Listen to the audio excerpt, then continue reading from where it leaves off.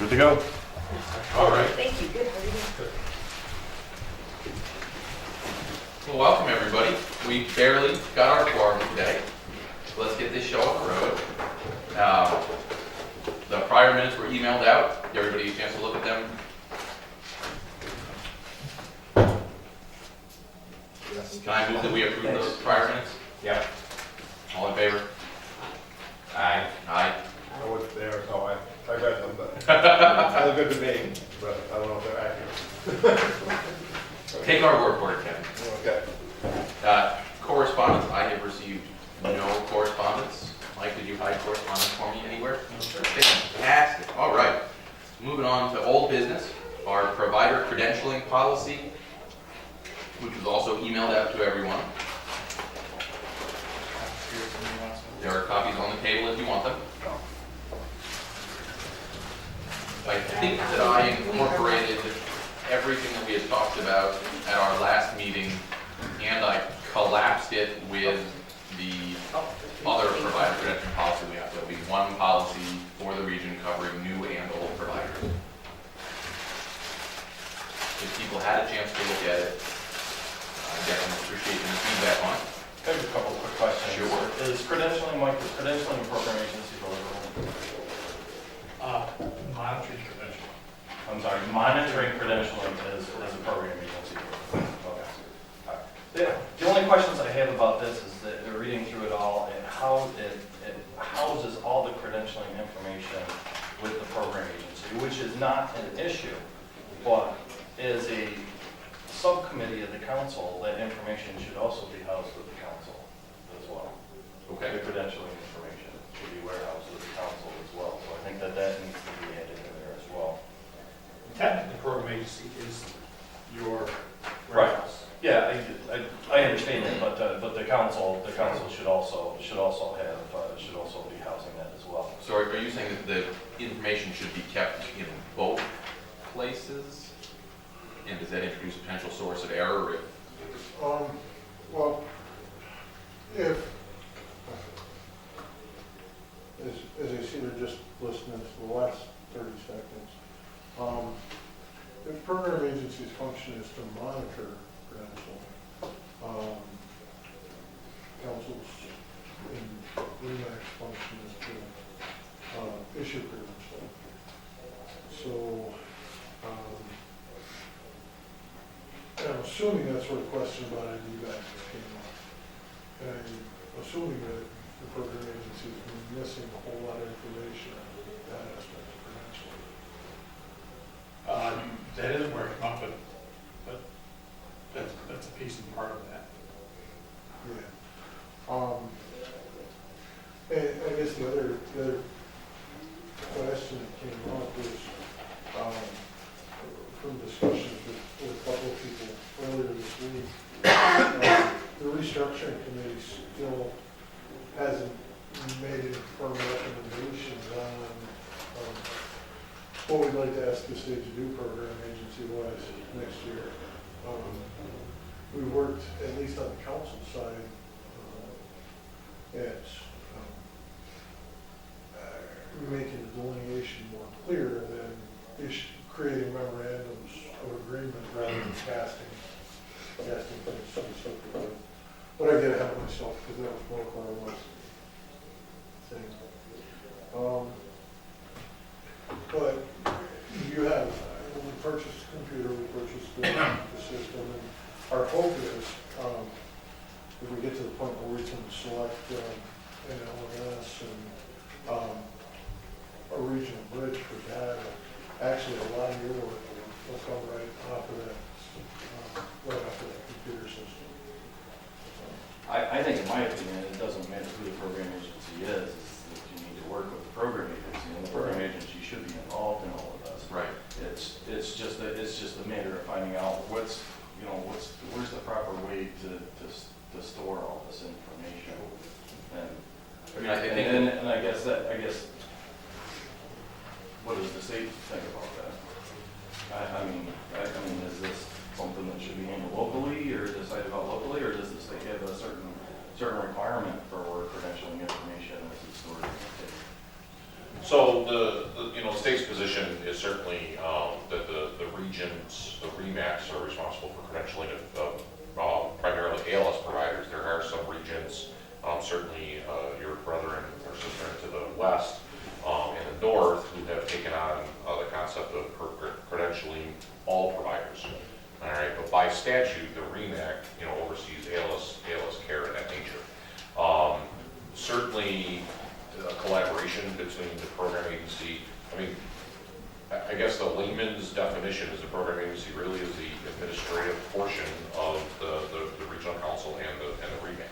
And that's primarily what you see across the state, and certainly the other regions. So in other places, it's the program agency that houses all the information? Typically, yes, and I've seen many instances, right, I mean, Milram's to your north, STREMAC and Erie, Wyoming, and so forth to the west, they all use an online database program to track credentialing and so forth. I think I shared some of that stuff the last conversation. So, and it seems to work.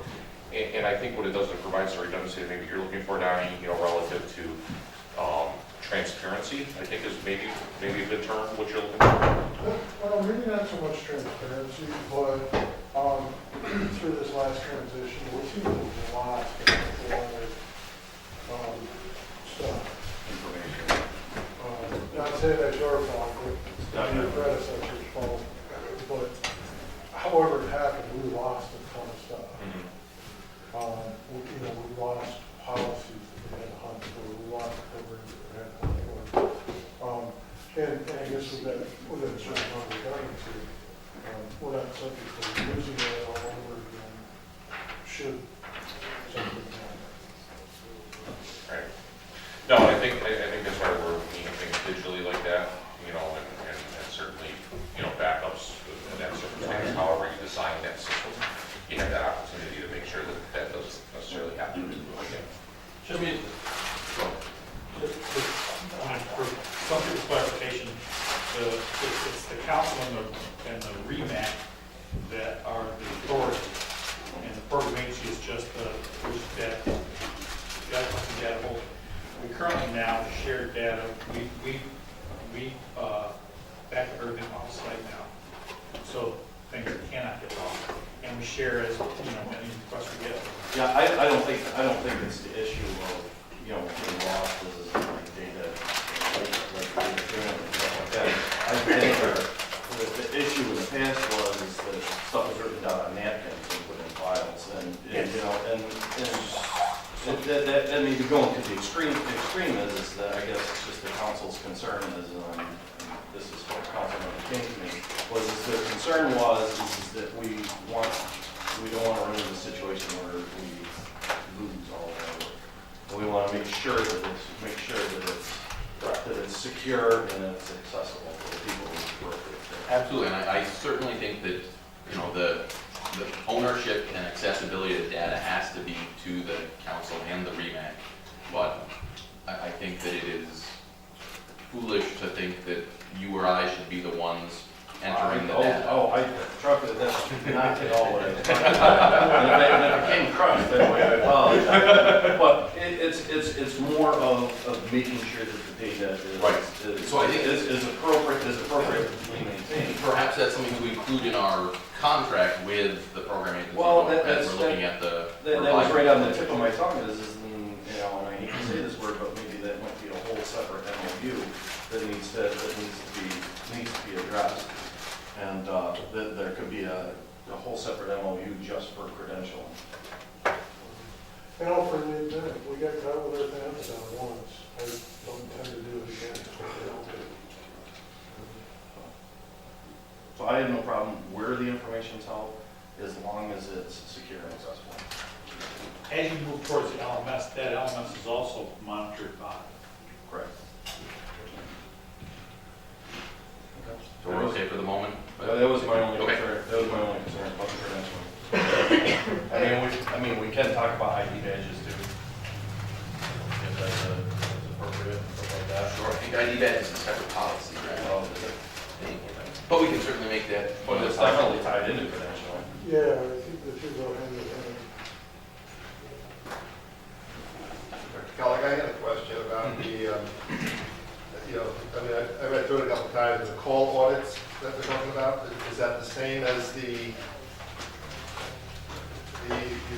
evaluations of, that's really wasn't defined real well. What section are you in after that? Well, I mean, well, section 9, for example, you know, the corporate documentation, call audits. What are the call audits that we're talking about here? I think the way I understood that was the same thing as like a phase four audit that paramedic students go through, where they're actually performing as a paramedic and being evaluated. Well, they talked earlier about being evaluated, but they don't really call it call audit, that's all. It just, I assume it's the same, but it wasn't defined.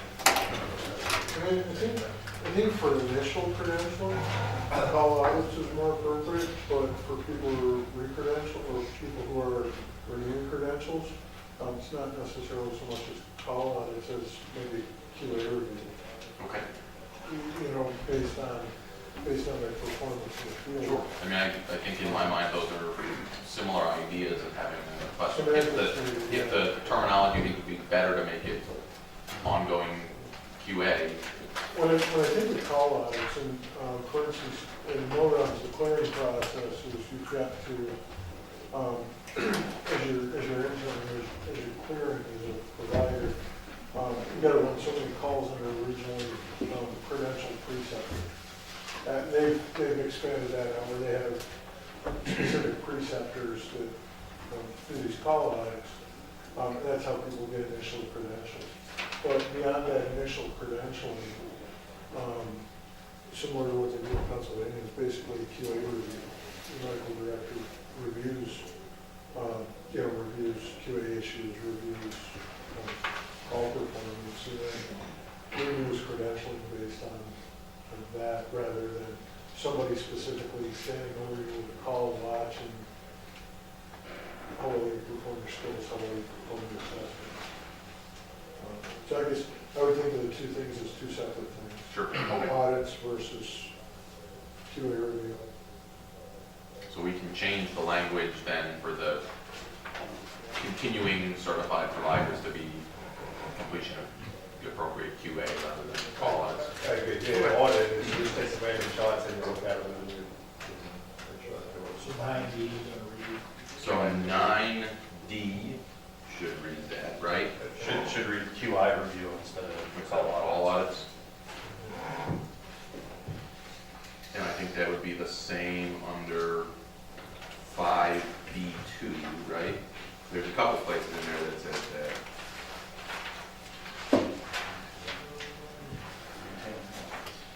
Oh, yeah.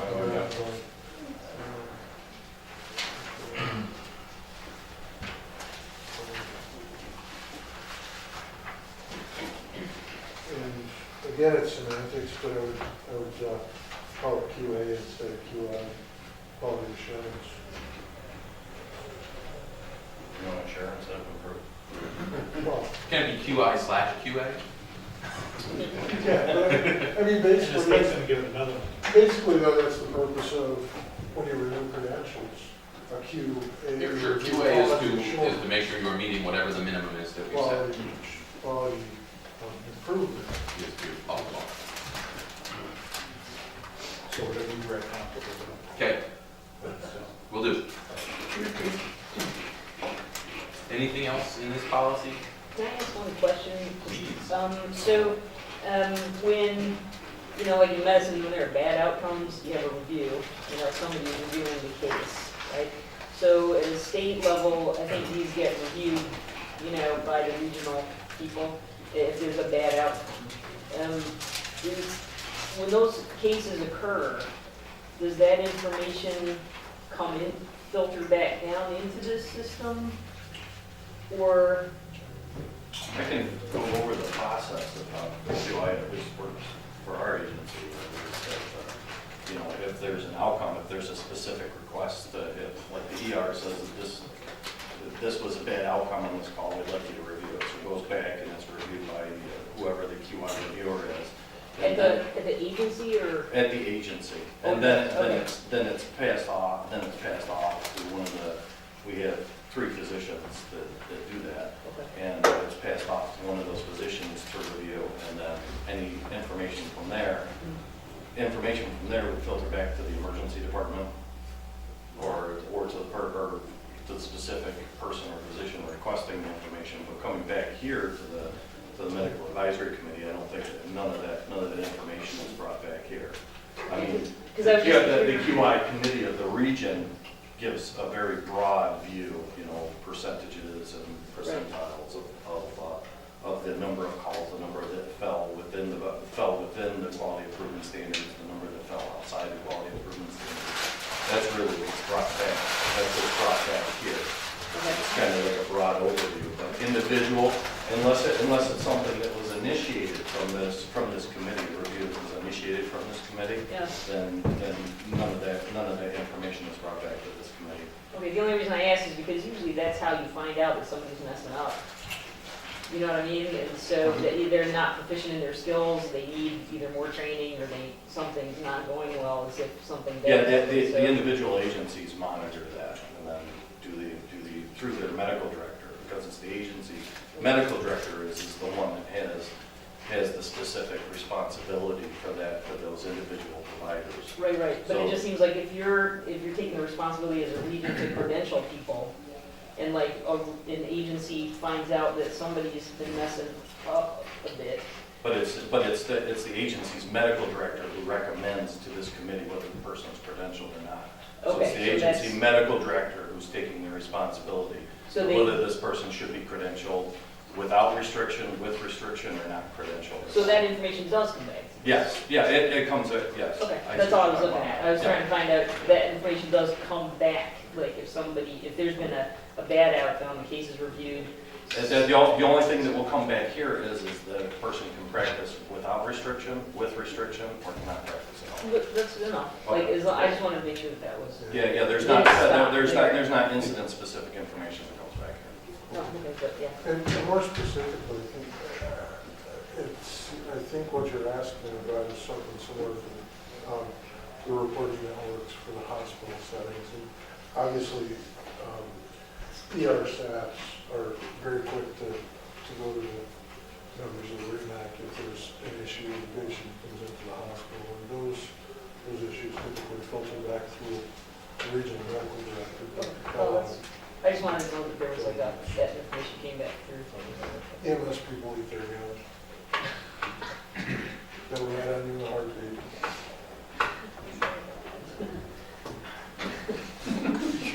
You know it's true.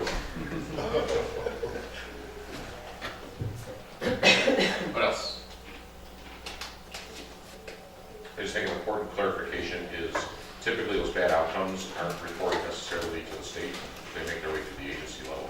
The only time they reach the state is if the state complaint form is filed with us. So there isn't necessarily, they're not being caught at the state level.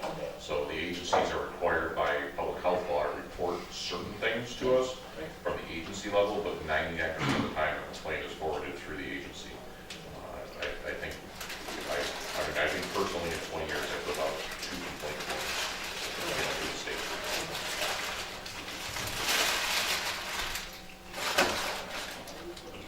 You talk about ID badges too? Goodness knows. Are we adding ID badges to this policy? Is that what you were suggesting, Johnny? Yeah, well, partly because they go hand in hand. I was actually going back for a second to article 10, or item 10. The program agency will be responsible for maintaining a list of credentialed providers. And I think where we went was that the responsibility lies with the REMAC, and the program agency's job is to assist with administrative. So the REMAC or its REMAC, designee will be responsible for maintaining? Is that?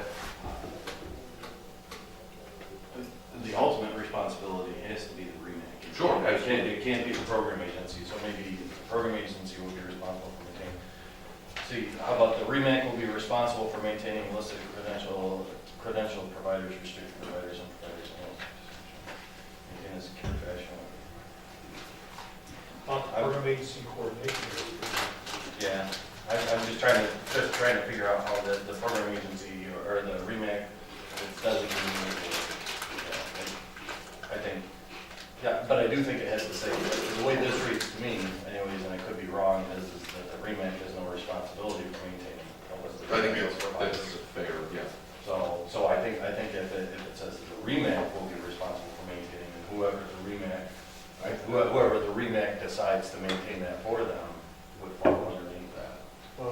I think that the program agency should have a responsibility because the medical director has to keep track of, and he needs to be up to date for, and if it gets lost, he won't be in the loop. If the REMAC and the program agency will each be responsible, then you've got it all covered, so.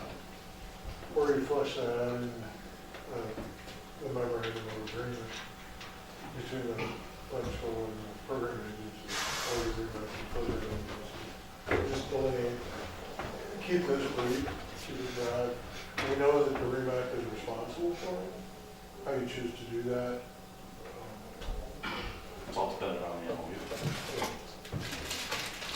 So you would think just make it the REMAC will be responsible, then, or the REMAC in conjunction with the program agency?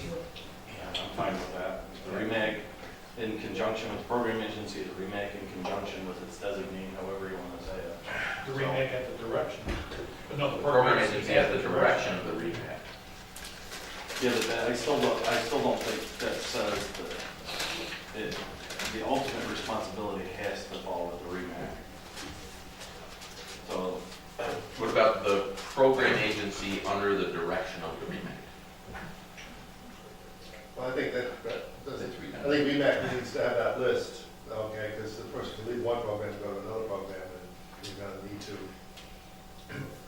you know, I mean, if the REMAC is changing hands, the population might not know if we don't have our own list, that they had problems out in Corning and now. Right, but that's either the program agency or the REMAC are that central repository, not the individual agencies, the program agency. right. yeah, and I have no problem saying program agency in there, but just as long as Right. as long as it's understood that the REMAC is the. So I would say the REMAC in conjunction with the program agency seems like a good phrasing for that. Nailed it. Good. Do we want to bring the ID badges into this or not? We can make that its own thing. Well, Own thing. I see a nod for own thing. Well, do we have a separate policy that is there currently, or is there one? We do. Or is one? We have ID badges for non-certified people, but maybe we don't have one for. I didn't think that was. There was not a formal policy, but there was a statement that essentially said ID badges would be issued. So- There was nothing to back it up. So the reason for the ID badges initially was to meet the deliverable for regional credentialing and ALS providers. The badges were at one time made here.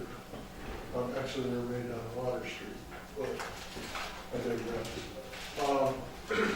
The whole purpose of regionally issued badges is to provide credentials for providers in mutual aid deployments, disaster deployments, and even mass casualty incidents within this region as a way to know and identify providers who come to a scene that, yes, this person is a regionally credentialed provider.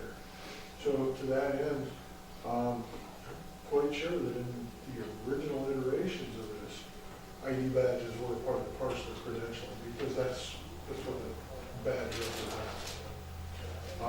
And there were initially four badges, paramedic, intermediate, EMT, and CFR.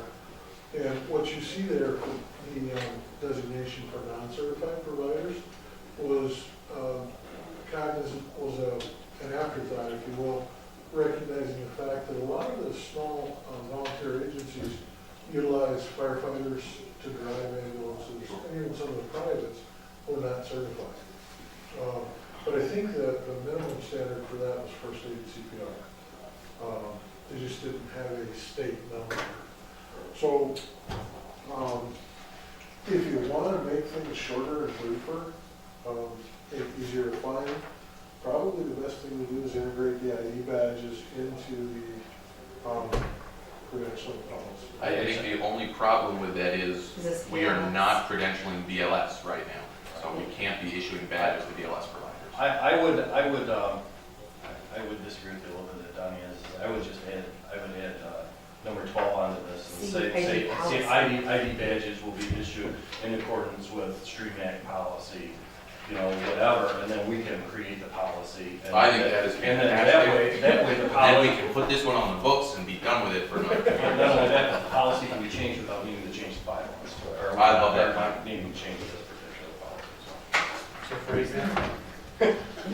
I would, under number 12, I would put, ID badges will be issued in accordance with, or in accordance with policy, whatever.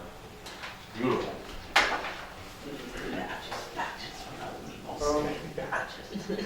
So, as you begin to craft this new policy, correct, Yes. correct me if I'm wrong, Mr. Treehouse, but, the REMAC can authorize BLS providers for purposes of this. They don't have the authority to revoke those credentials.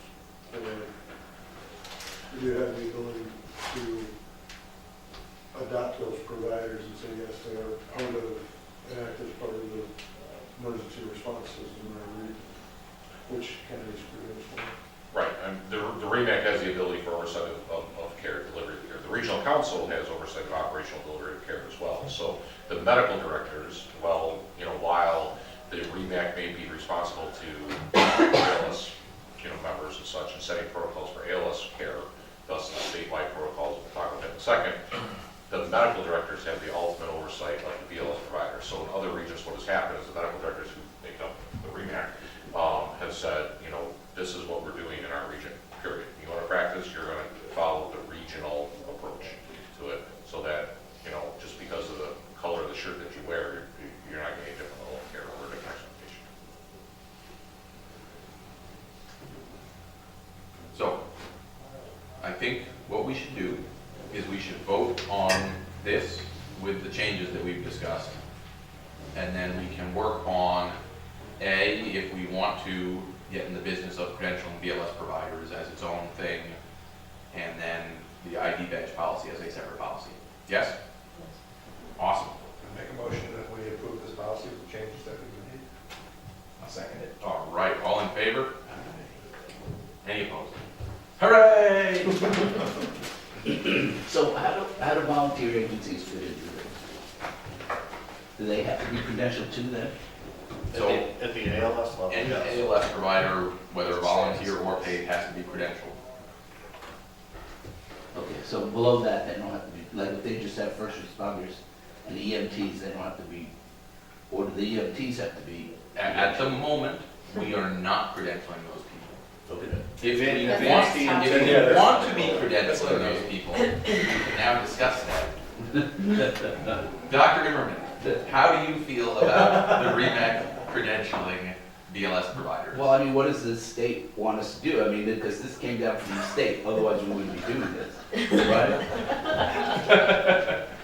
No, I mean, the volunteers are, I mean, I'm like the director of most of the volunteer ambulance services in this area, and they do a wide range of different services depending on the area that they're in.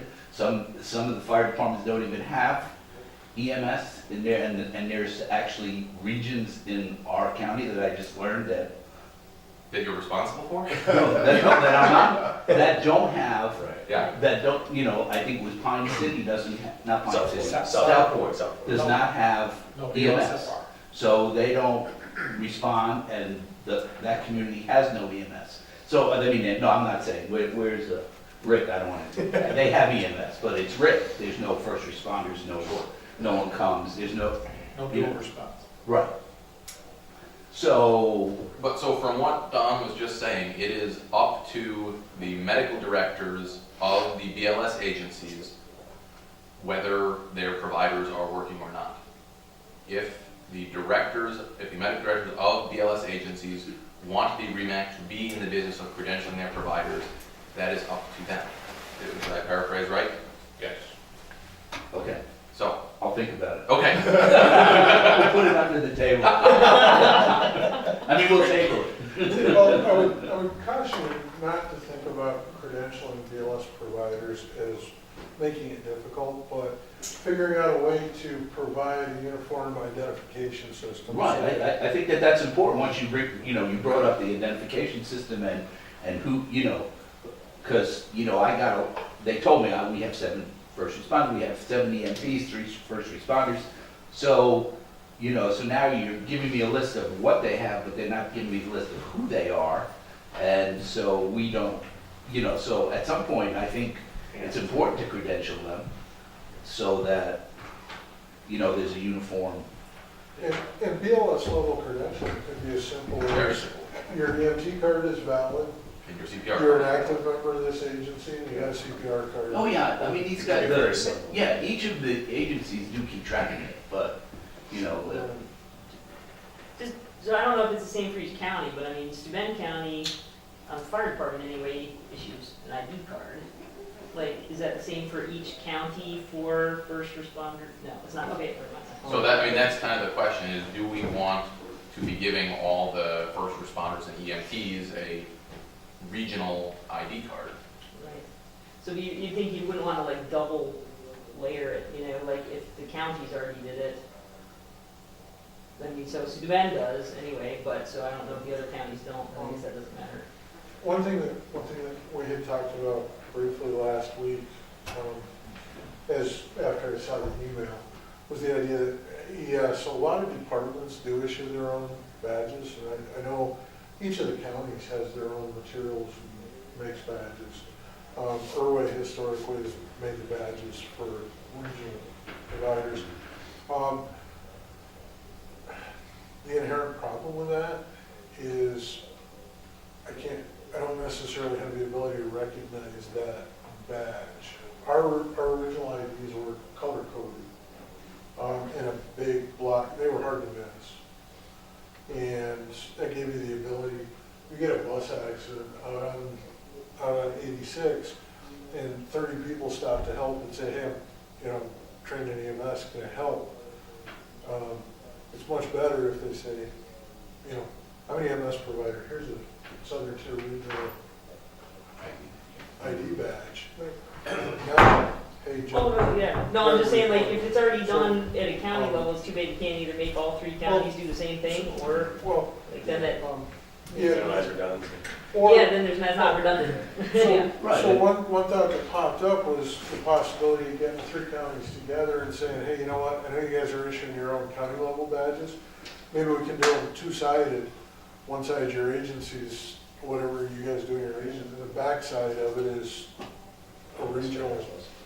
Boom, it's done in this color and got a logo on it. So why don't I reach out to Mark, Bill, and Tim and see what they are doing on a county level? It sounds like we know what Steuben is doing, maybe not what the other 2 counties are doing. And- Quebec gives out 3 ID badges to every firefighter. And on the side of the badge, it's actually colored blocks. So like your interior, you're an EMT, you're a paramedic, there's different color blocks for that. And I also believe the back of the card has a barcode on it they use to scan. So covering the back of their card wouldn't be a possibility, but. But it would certainly It's be really great slick. if all 3 counties would have Yeah. a similar. Yeah, no, Steuben has a pretty slick, Yeah. like, But even as simple as, you know what, if the color code is different. Yeah, right. If red's BLS in Chemung County and it's ALS in no, that's why I'm Steuben saying, like, County. Yep. Yeah. make all 3, like, Yeah. if, that's why I was asking, because I didn't even know if all 3 did, but if you have, if one already does, and it's a slick system, and you just get all 3 counties just do the same thing, then we don't have to do it even, and then, you know, everybody, again, the counties is doing it. There's a significant collateral value also in letting the public know too. When volunteers roll up, if they have some sort of identification. I mean, I think it's pretty important to Well, let mine the public only know. says CPR on it. Well, hospitals, So you- It's all good. you get up Open with and the blow, that's all hospitals. good. You have more variety of- I know, they would really be All special. over. Well, if you become your agency medical director, Okay. Perfect. Okay, all right, so more to come on this next time around. We want real badges like he's got. Yeah, that kind. I've been hearing that from you for some time, sir. About $45. Brandon, do you want to update us on the paramedic program? Yes. So my numbers are down a little bit this year. I've lost 6 since the beginning of December. Yeah, five were just really just life events. Some bad divorces going on, one girl dealing with cancer, and just life events. Only one was really lost to either attendance or grade issues, and Dylan and I kind of both agreed it was time for that young lady to go. Funny how you can't list 50% of the classes and stuff. So I'm 11 right now. Yep. So I'm at 11 right now. We just started semester 2. Today's our first day back in the new semester. And this is a long semester. We will go all the way to November. So it's not the traditional spring done by May or June. We'll run it all the way to November. I just submitted a new application for next year's class for 1920 out to New York State. Hopefully they have that, and we'll review that in a timely manner. We will have a little bit of overlap between the current program and the new program. So obviously what I've done is my current program meets every Wednesday. Our new program will meet every Tuesday. But we'll have about a 2-month overlap between the two classes. The good news is the end of this current class, my 18-19 class, once they're in what they call their capstone, which is their final, almost like a field internship, they're not here every week. They're actually here like every 3rd week. So they just kind of check in. But we really give them a lot of build-in time to let them do that capstone. So I think we'll be able to jump into 2 programs simultaneously for a couple months. But yeah, that's where we stand over about now. How often is the state test offered? So the people graduate in November, will they have to wait for the next? Nope, they will test in November. They'll test Yeah. it. Don, I think there's just all of 1 month that they can test at the state, maybe, or? Yeah, I'm not sure exactly which month it is. Yeah, there's 1 month out of 12 that they can't in August. August, yeah. So, but yeah, that's, when we line up the schedules, that's what I do. I line up when's the closest test date and then work back from that, so. Yep, so they test in November of this coming year. Awesome. So, yeah. Questions for Brandon, anybody? Do you want to talk a little bit about some of the other programs? Yeah, so right, thank you, Mike. We also have a lot going on at the other levels. This past fall, we finished out both CFR Original and a CFR Refresher up in Steuben County for the providers up there. Numbers were a little low, but not horrible in Steuben. I'm finishing up a daytime EMT here in Elmira. They actually test in 2 weeks. There's 13 in that class. I want to try the daytime class again. There's some good feedback. You know, as all of you know, we have a lot of people that don't work. You know, they work different schedules. You know, 3 to 11 or overnight. So the daytime class was a big hit for a lot of folks. We presently have both an EMT Original and a Refresher going on in Steuben County. That just started a couple weeks ago. And we also have, which has been going much better than expected, the Steuben County Sheriff's Department. Our most exciting. Yeah, that class is, if any of you want to stop in and say hi or just come help, I'd welcome any of you. They are an amazing group. It might help that the sheriff and undersheriff sit right up front. And participate. And participate. They're not watching. Yeah, What are you it teaching is, them? EMT. Oh, really? So, yeah, So they'll all become EMTs? Yeah, so Sheriff Taylor, approached us maybe a year ago now, or, kind of, and wanted to do this. He had to go through the proper state Right. regulations and get a state number, but we just kicked that class off right after the first of the year. Right. And there's 15 of them in the class, sheriff, undersheriff, road deputies, investigators, a big mix of their department. COs. COs, a couple COs from the jail. Right. So they wanted to put through about 15 or so here in the Right. spring, and then again, in the fall, they'd like to put through another class. Their goal is to have as many of their deputies be EMTs. Yeah, I mean, if you, yeah, I mean, yeah, there's a lot of places that do that, so your police department becomes your first responders Yep. and EMTs, Yep. and, different fire departments do the same thing, because, because especially in the rural areas, there's a lot of need for it, and because there's no one else that's out there, and then it's also a better use of the taxpayers' money, because there's a lot of downtime in fire, in police work in these areas as well. So it's a better use of them to be able to go to Yeah, they get dispatched on most medical calls as it is. So I Right. think the sheriff just said, look, we're kind of there, we're already doing CPR, AED, Narcan wake-up. They're already doing some things already. Right. So why not just maybe bring them up that next level, make them more formalized. Sure. And we're working with them to put together a little bit better of a response bag, and we've been going back and forth, but Sure. they've been amazing. Just nothing short of amazing. That's a great.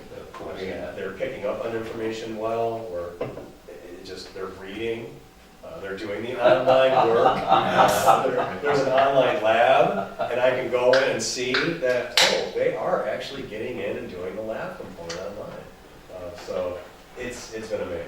Does each car have an AED? Yeah, yep, so they currently have an Oh, wow. AED in a very small kind of jump bag, which includes the bare minimums, like a tourniquet and some bandaging things, CPR, but they're in Narcan. And they have the Narcan also? Yeah. Well, nice. And stop the bleeding. Stop the bleed. So they're gonna just bolster up the bag they presently have. Sheriff Allard did kind of say at one of our council meetings, it's not their intent to jump onto every ambulance and ride in, Right. but certainly if it comes to that, they will do that.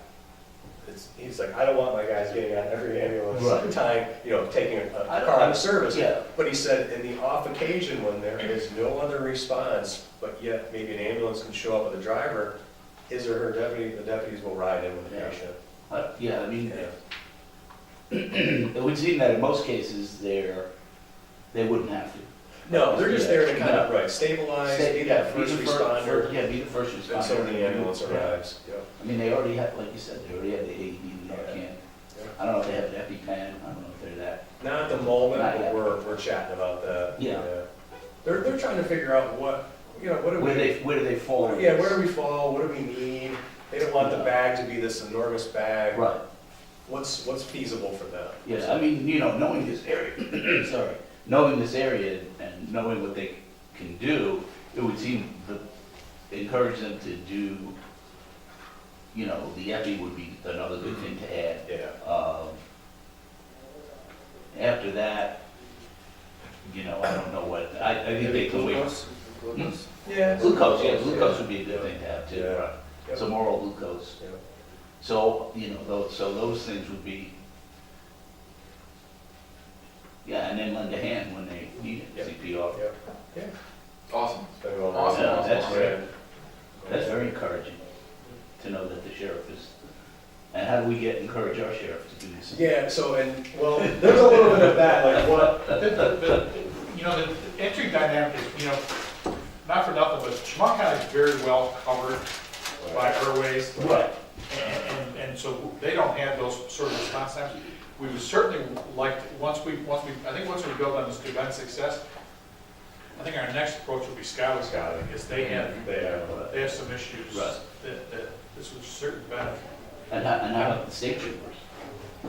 I don't know that we have any leverage over them. Well, we may have leverage, but they're in our community. They've approached us kind of very lightly about doing it, but what they run into is everything from them comes out of Albany. Right. Everything they do is driven by Albany.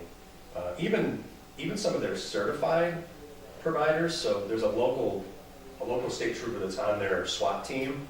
He even admits trying to get things through Albany is very tough, and the training, so to move them towards that would be a pretty lengthy process, so. It's not out of the realm, but I think it's all out of Albany, so. Right.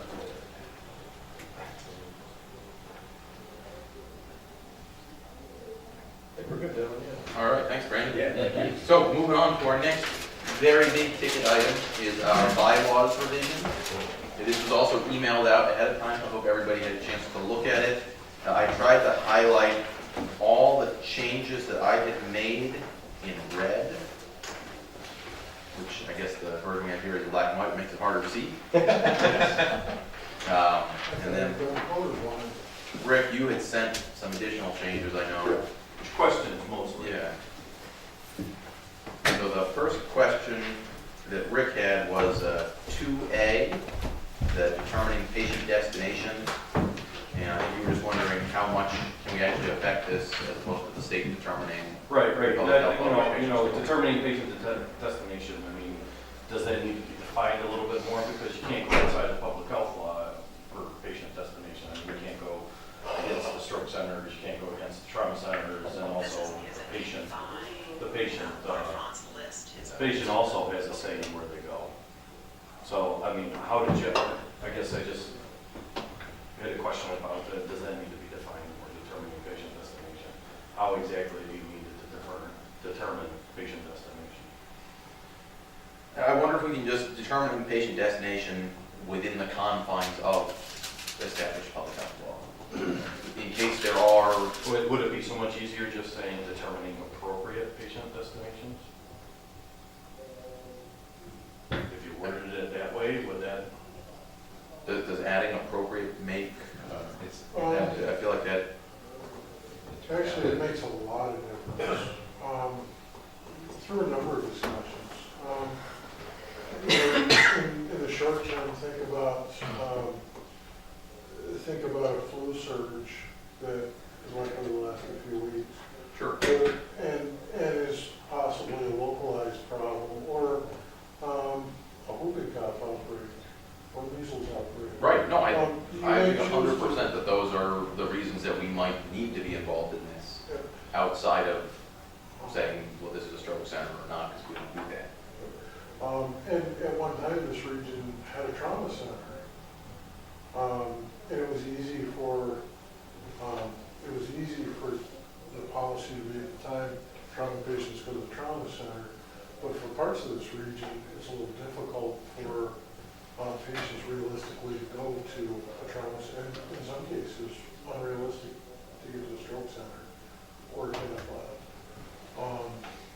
So I think in one sense, the REMAC needs the latitude to figure out what's appropriate for any given part of our region in any given circumstance. And appropriate today may not be appropriate next week. So if we add determining appropriate patient destination, that seems to be acceptable. the way it is I'm happy with anyway. What's the full sentence? The STREMAC may develop protocols, including but not limited to the following, determining appropriate patient destination. Period. There's no probably be a comma, including but not limited to, comma. We'll add that.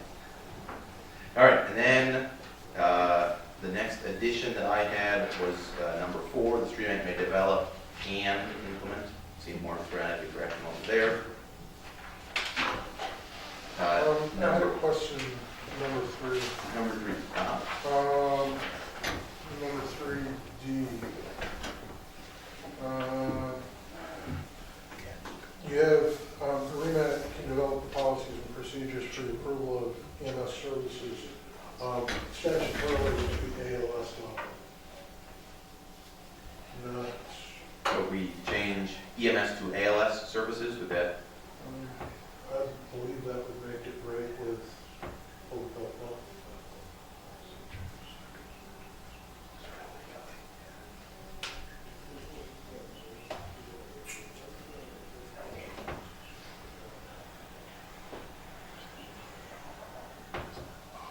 Yeah, I mean,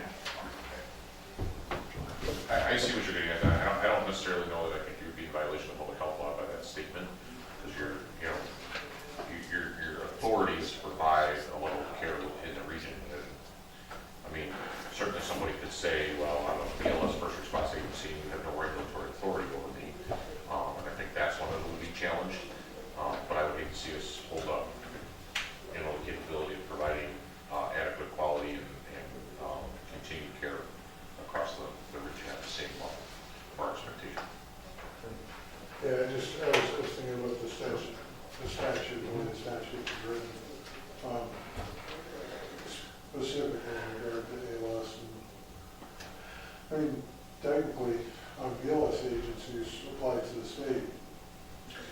directly. ALS agencies, although they apply to the state initially to get the advanced life support, The required they remaining. require, that's what Right. requires REMAC approval. And the REMAX sets the REMAX sets ALS protocols. BLS protocols are set by the CMAC or at the state level. So even though that now they're going to be coming together collaboratively, thank God, for the most part, and quite frankly, not every region's on board with that, so that's another challenge. But the state BLS protocols are a state policy. So that's where that delineation is. But like I said, in other regions, the regional councils and the REMACs have taken a position that if you're going to operate, that all the medical directors serve as a member of our committee, and if you're going to operate in this region, you're going to operate within the realm of our committee. And that has not been legally shut down, so or challenged. And I don't think the state's going to be in a position to want to do that. Of course, their advisory next challenge, getting every agency medical director to become a member of REMAC. Not gonna happen. We can try. The next point that Rick had brought up was number 8. The STREMAC owns and controls DOH regional PCR data and will disseminate the data in a confidential manner. And he brought up that is this bridge data versus agency data. And I think it has to say that it's bridge data. It is bridge data. Okay, I just think we need to define this bridge data because I don't think the STREMAC doesn't have any control over the agency data. They have access to it, but they don't have control over it. Where are you inserting the bridge? Between PCR and data.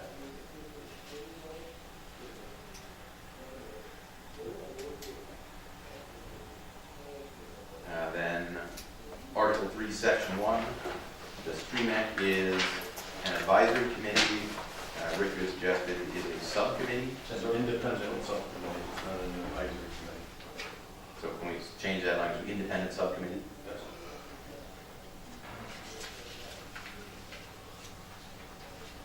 And then in that paragraph as well, change discharge to discharging. And I guess one with independent subcommittee. Advisory committee? It's ready to call Article 3304. Also advisory. Okay, well then don't change it. All right, Okay. good, I got something right. However, I don't know that, even though the STREMAC's an advisory, I don't think that they serve the STREMCO or STREMSCO.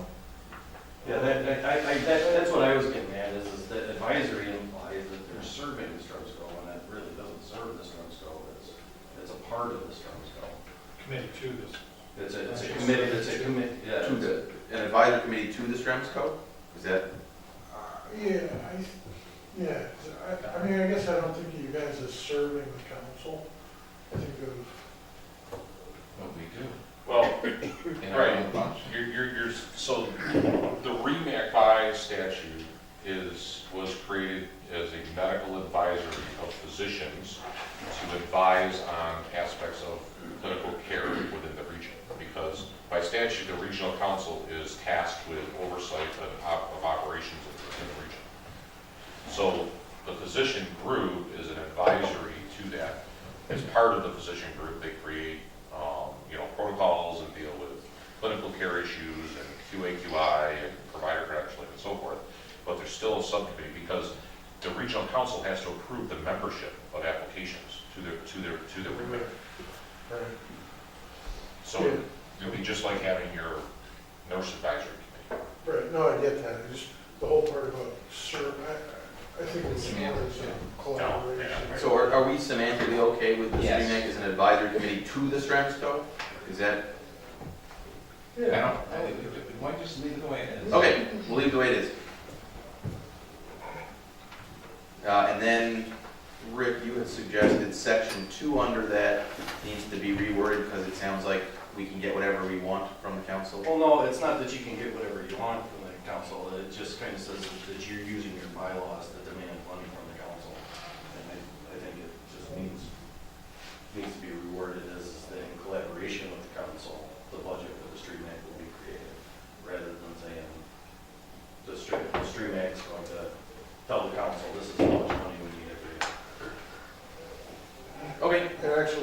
hope is, and I think it's addressed further down, is that the REMAC would come to the council at budget time each year and give us your committee's budget to incorporate. Right, and the council's really, anything reasonable, the council's gonna give the STREMAC what they ask for.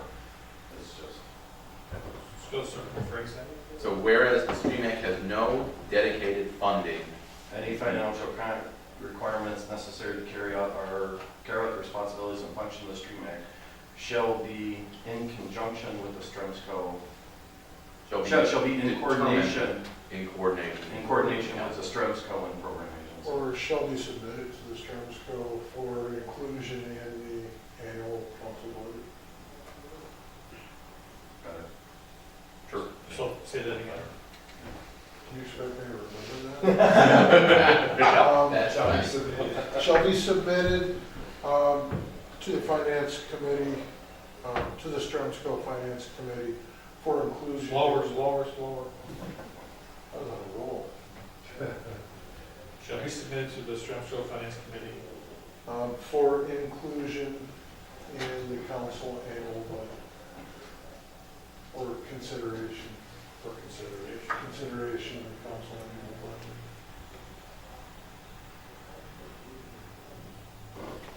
Got it, Karen?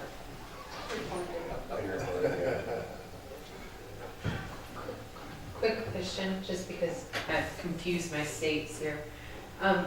Looking under 3E, is that Department of Health or is that STREMAC framework? Guidelines on inter-facility transfer.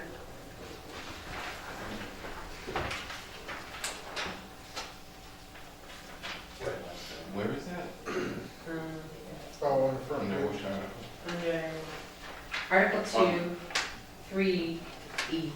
Yeah, there's protocols and policies for interfacility transfers in our regional protocols. We're a little different in Pennsylvania. No, I know, I And just, that we don't limit, okay. I suspect, Pennsylvania seems very restrictive on Okay. facility transfer. So STREMAC does, okay. Relative to the level of care and the delivery of that care out of the hospital. Okay. That's what that purpose is. So if you're talking about the COBRA regulations and so forth, that's state, federal regulation. So we're good on that? I think we're good on that. Moving on to the next page, it was brought up by the, Real quickly on section 3, on Article 3, section 3, if council approves your budget the January of every year, I don't think submitting your budget on February will work.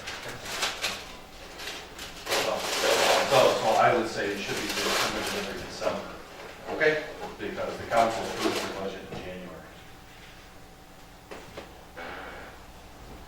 December it is. Article 4, membership, it was brought up to us by the state that while it's not explicitly stated in public health law, all members of the STREMAC or of any REMAC should have a New York State license, almost certainly need a license to be an officer of the REMAC, and absolutely need to have a New York license to be members of the CMAC. I got one. Well, Just so you know. I got one. I think I'm the only one. That was my only question, because the our closest trauma center is in Pennsylvania, and we obviously want to include that. Absolutely. So the requirement of the New York State license, I was wondering, is that in PHL? That's what Is that allowing us to not include people? So in public health law, the CMAC, or the State Emergency Medical Advisory Council, Committee, sorry, it is very clearly delineated, you must have a New York State license to be on that, member of that committee. It is not clearly delineated at the REMAC level. So in consultation with our central office, our regional program manager, and so forth, we feel that it is most appropriate, okay, that you certainly, for an officership, because the way your bylaws are written, your officers serve as representatives to the CMAC. So for that, you absolutely should have, and we highly encourage that membership in general is a licensed provider, because we do not regulate providers outside of the state of New York. So if if there was an issue relative to the provision of medical direction to a New York State EMS provider by a non-New York State physician, that could be a very significant challenge that would create a medical liability for your council. So the recommendation is that you require that. You certainly can have advisory or non-voting members, such as you already have with yourself and others that serve on the council, that could be non-New York State physicians or patient care providers from outside of the state based on your geography. And that would not be unusual across the state. So for issues of medical direction, when either a trauma center or a cath lab or the closest stroke center lies just across the state line, I was under the impression there were agreements in place at the state level to align. Certainly if I'm going to Robert Packer with a trauma patient, that's the place I'm going to call for medical direction. Well, that's a different conversation, right? So, I mean, that's up to your regional procedures and policies and your agency procedures and policies and how you accept medical direction or how you give medical direction. It's because some agencies require that you will contact their own doctor, okay? So maybe Dr. Kellogg's agency say you must contact Dr. Kellogg for everything. Some people utilize point of destination medical direction and such. So in those circumstances where it does cross state lines, and I mean, I previously in another life worked for an agency like that, we did have interagency agreements, okay, with outside of the realm of our region and our physician core base that allowed us to do that. But those were agreements that were made between the physician capacity, because you're still working for the system medical director. So whomever your system medical director is would delineate who you can take direction from, and ultimately takes on that level of liability or responsibility. So, yeah, that's the list of policies. Yeah, for instance, the Guthrie helicopter, when I worked there, but that was many years ago, so they went to New York all the time to pick up people, but they called the Guthrie for their medical direction. Yeah, Which was in Pennsylvania. It's generally accepted in the industry. I mean, and again, I dealt with this in the aeronautical side of the house. It's generally accepted in the industry that home-based rules, I guess if you want to call it that, so wherever you come from is typically what your expectation would be. Now, what I will tell you is the state of Pennsylvania is unique. Well, I don't want to say they're unique, but the state of Pennsylvania has taken a position, at least in the last decade, to require cross-certification of membership. So if you want to regularly take calls or primarily take calls, not mutual aid, but primarily take calls across the state line, they're requiring now that you are certified as a provider or licensed at the nursing level in the state of Pennsylvania. And they are making it a requirement in order to become a licensed agency in the state of Pennsylvania, you have to have a physician who is your system medical director who is licensed in the state of Pennsylvania. So again, in previous lives, we licensed all of our physicians in Pennsylvania, all of our nurses in Pennsylvania, and then our paramedics that were primarily serving in a primary capacity in the state of Pennsylvania. So all of my helicopters are both licensed in New York and Pennsylvania as I am. And they can only take command from a person that is within the company that's licensed both. So you guys call your own medical Yes. command. I have my phone on me all the time. Do you do, Those are the kind of doctors I like. That's typical. do you do That's actually- Greater Valley also? 'Cause they Yeah. go to New York. Yeah. Yeah, that is actually an agreement with STREMAC though, with Greater Valley. So my Greater Valley paramedics and EMTs are not licensed in the state of Pennsylvania, or New York. However, they have agreement with STREMAC. SREMS, SR? STREMAC. Yeah. Wait a minute, though. Did Greater Valley has become certified in New York when they picked up the town of Chemung. Because some of those patients, Greater Valley would be okay if they pick up in the town of Chemung and go back to Sayre, back to Pennsylvania. But if they Yeah, pick up I guess I'm wrong on that. I do have, Because if they pick up in Yeah. Chemung and come to Arnett, then they have to be. then they have to be credentialed there. Yeah. All right, so we've gotten a little bit away from the Sorry. question of. What was the question, Bill? That's why Do you we read it. feel like, based on the guidance from the state, that we just want to require all of our members to be New York State licensed physicians? Well, now that she said she's To be got clear, both, it's not. we're okay. We're okay. Yeah, we're good. No, I think that's appropriate. My only concern was is I didn't want to not be able to have people from our local trauma center be okay with it. Half of the cardiologists are dual license, and half of our trauma surgeons are dual license as well, so. So yes, we're gonna keep it? Okay, good. Moving on, under section 2, it had somehow snuck into our bylaws that we would only have 2 current council members on the REMAC, but the council feels, and I agree, that we should have 4 current council members be available to be non-voting members. Anybody have a problem changing it from 2 to 4? I have a problem changing it from 2 to 4, but I would say up to 2 to 4. Up to 4 sounds perfect. Instead of saying there has to be 4. Sounds good. Up to 4 sounds perfect. Because for years there were 4, and nobody knows quite for sure how the remake bylaws got to 2. So to Don's question, or Don's comment about non-voting members being outside of that, do you want, this says they have to sit on STREMAC, or I'm sorry, they have to be from SEMSCO. From the Stremsko. STREMSCO, right. So let's say you want to grab somebody from, So the Stremsko shall nominate up to 4 additional, 4 non-voting members? I'm just questioning, can STREMSCO nominate someone who's not on STREMSCO?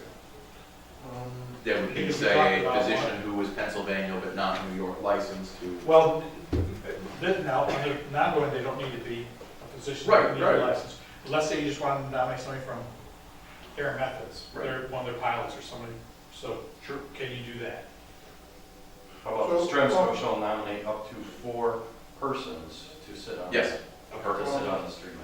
Actually, we need to reconcile that with the council bylaws a little bit, because the more I sit thinking about it, the non-voting members, by the council bylaws, get appointed by the council. They could probably still be appointed by the council, but not members of the council, is what I'm drilling at. Right, but what I'm saying is, okay, Stremsko, yeah, I'm sorry. Right? Yep. You're still choosing them. I'm good. So they would present someone to you to nominate. Yeah, yeah, we can, but actually, let's say current council members right there. And that's why we said it changed current council So members to strike persons. Strike the current council. The Stremsko shall nominate up to 4 persons to sit on the STREMAC. Please do not have to be physicians. I have nothing else on that page. Yes? Under Article 4, Section 1, after the paragraph D, it says members shall serve 3-year terms and may be approved to succeed themselves. Can we eliminate that? And the reason I suggest that is because in the 15 odd years that I've been on the committee here, we dealt with tracking 3-year members. We function and continue on until we resign. Reasonable to me.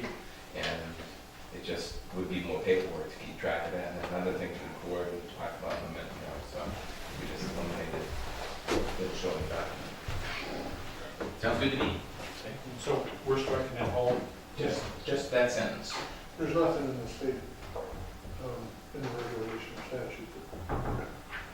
If there were, we hadn't functioned in 15 No, I years. get it, and I don't disagree with you. Yeah. I just want to make sure we don't run afoul of I think I've seen that in others, and I think I've seen that simply from the aspect of an ability for people to remove people by utilizing that process, but I think you have that covered elsewhere. So. Yeah, we do. While we're in that section, we ran into a little snafu in December, or actually November. STREMAC members need to be affirmed by the council. So remember, you had to bring back. So the STREMAC picks their members, and then Dr. Keller brings them forward to the council for I guess affirmation is a kinder word. Is that in public health law that the council gets to say? I believe, but that's not much that. The state uses the word endorse a lot. Stand by. I have a lot. I don't want to hear that. No, it's fine. He ate yesterday. Yep.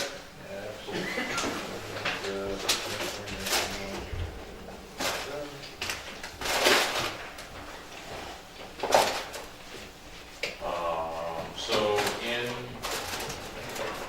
Oh, you're taking off? Thank you. I think she thought it was an hour meeting. I think Mark arrived, and I think we're still okay. 1, 2, 3, 4, 5. Yes, we're still good. Thought you were getting off easy.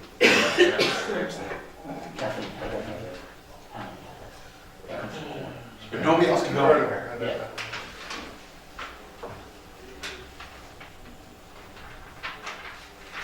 She joined us last week. So checking this, the regulation. yeah, I know that there's an approval piece, I just need to find it so I can reference it quickly for you when I call it. Okay, so it says approve regional medical advisory committee nominees.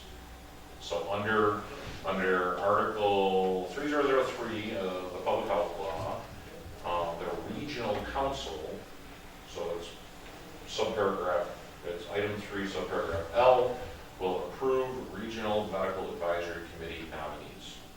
So the reading or interpretation, at least my experience and interpretation of that is that someone can apply for membership or be nominated for membership to the regional medical advisory committee, and the council will then approve said membership. Make sense? It does.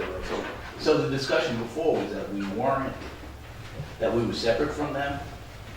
But not, you're absolutely a subcommittee, that's what I referenced, was that piece from. I think we just need to add a line under Article 4 of our bylaws here that all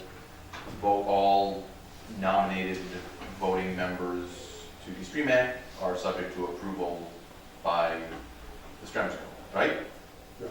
I wouldn't even put voting in there, just say all members of the STREMAC are subject to approval by the council. Although the non-voting members are already appointed by the council, so. Which would meet that definition. Yeah, There is you're right. the sentence in here, no single financial entity or organization shall have a majority representation on the STREMAC. And that is we're not at that point right now, but that could get dicey if more people from Arnott join the council, or join the REMAC. That right now we have 10 members and 5 of us work for Arnott. But Now, the case could be made that Dr. Immerman is here representing the BLS agencies, and Dr. O'Connor is here representing Irway, so I think we're okay from that point of view, but does that seem right to you guys, that is? In this environment of healthcare affiliations and mergers and things, with the number of hospitals in this region, maybe we're better off just to take that out of there. I don't know if we can, I mean, I think the reason why that was put in there was to make sure that everybody got a fair shake and that there wasn't one monopoly guiding the whole group and then becoming Yeah, I definitely agree with it, but it also becomes difficult with getting people who want to participate in this committee. Sure. I mean, you're all based on who wants to participate in this committee, and if you had 5 people from the Arnott that want to participate in this committee when you only have 6 people, then do you want to have a committee of 2 or do you want to have a committee of 6? And realize that we have half of the number of hospitals that we have in these bylaws were originally crafted. St. James or St. Joseph's used to be its own hospital. Right. Iron Davenport used to be its own, now they're all under the Arnott Health umbrella. Right. It's the nature of the beast, and I don't want to hamstrung by circumstances that are the evolution of healthcare. But do you leave it where it is and address it when it becomes a problem? Because you certainly, if you take it out, it doesn't address. Right, and I agree that we don't want to get to a situation where we have 11 members from one institution and we're saying, no, we can't take any more members. I suppose part of it is we don't have a clear cap number of people. You're right over there? Yeah, my chair is like, Let go. We don't have a clear maximum number of members, Right. which I think is okay. I think the more physicians that want to be involved in EMS in our region, the better off we are as a region. Participate. well, I Participatory, yes. I mean, I think it's more an ethical issues that I think are addressed later on. I mean, if we have a financial stake, which I don't really think we're talking about, then we really should, like say we can't vote on that. I think it's more of an ethical issue. I don't think it's us versus them. I think, this committee has always worked on the principles that we're trying to make our community a better place to practice medicine in for, and unify the Right, people that just, bring you know, people if to it the were hospitals. to get to a point that Arnett were again a trauma center, and this committee was gonna sit here and say, well, should we be letting our trauma patients go to Arnett or Packer? It wouldn't be right for the, Or let's Large say we open a number. cath lab in Corning. right, right. Right, well then, yeah, but that, yeah. But I think that we would deal with that ethically. I wouldn't have, if they opened a cath lab in Corning, then we would just say, you go to the nearest cath lab, There's Catherine. right? I would hope so. Yeah, But I don't want us to get into a situation where the ethical optics are bad for us. Right, unless I would the favor- audit comes to us and says, you can't. I do would that. favor leaving the sentence the way it is right now, again. I agree.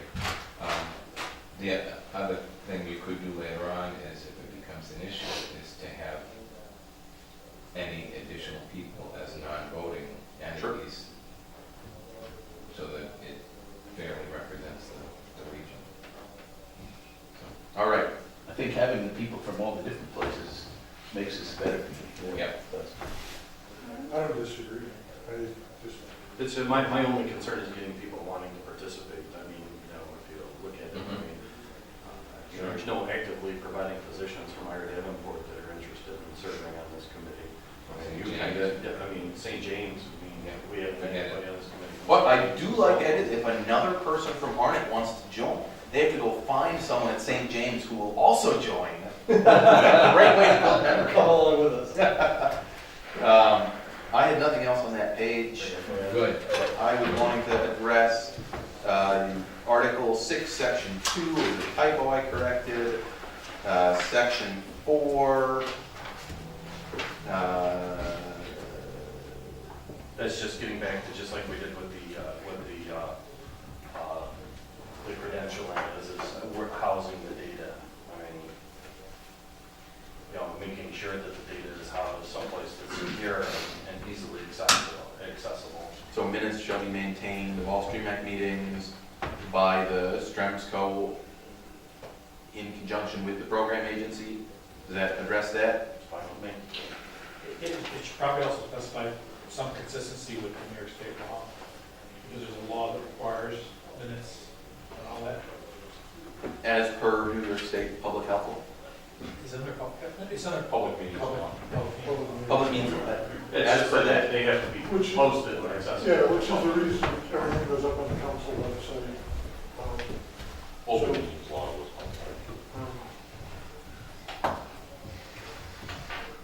At the top of that page, under compensations, Yeah, I'm gonna pay it. Want to raise? I would love a raise. Yes, please. Thank you, Donnie.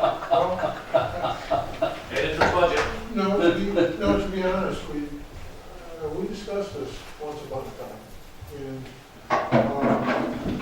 maybe I'm thinking of compensation in broad terms, but at some point, well, at this point already, you do get reimbursed actual expenses when you travel to Albany. obviously.